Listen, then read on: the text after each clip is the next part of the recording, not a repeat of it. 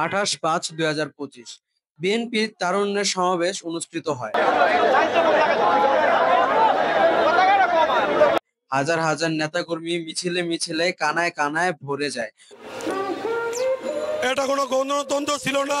আওয়ামী সরকার নয়াপল্টন থেকে মতিঝিল শাপলা চত্বর পর্যন্ত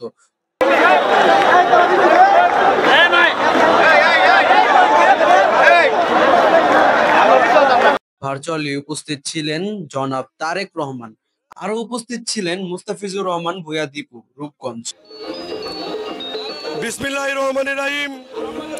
উপস্থিত বাংলাদেশ জাতীয়তাবাদী দল নেতৃবৃন্দ, আসসালামু আলাইকুম। আজকে তারুণ্য অধিকারে এই সমাজে মহাসমাবেশে সফল করার জন্য আমরা সবাই আসছি।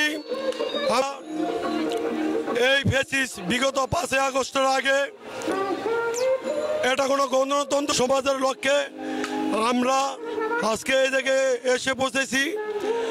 আমরা চাই, আমরা বিগত দিনে এই স্বৈরাচারী শাসন আমলে আমরা অনেক দুঃখ কষ্ট ভোগ করছি, কিন্তু স্বৈরাচারী এখন বিদায় হয়েছে। এখন আমি মনে করি এই স্বাধীন দেশে আমরা মুক্ত পরিবেশে আপনাদের অন্য সম্পর্কে না আসছি, এতে অনেক আনন্দ ভোগ করতেছি। আজকে আমরা চাই, আজকে এই সমাবেশে, এই তারুণ্য সমাবেশে আমাদের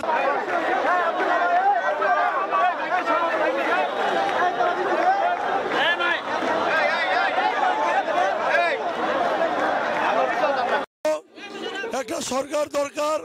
সরকার না হলে এই দেশ চলবে না।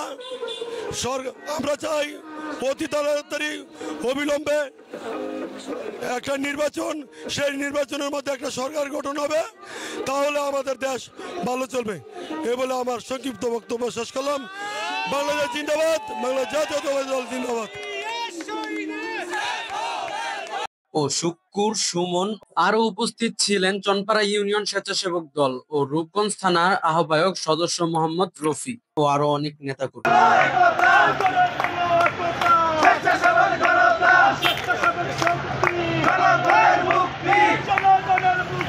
স্বেচ্ছাসেবক শক্তি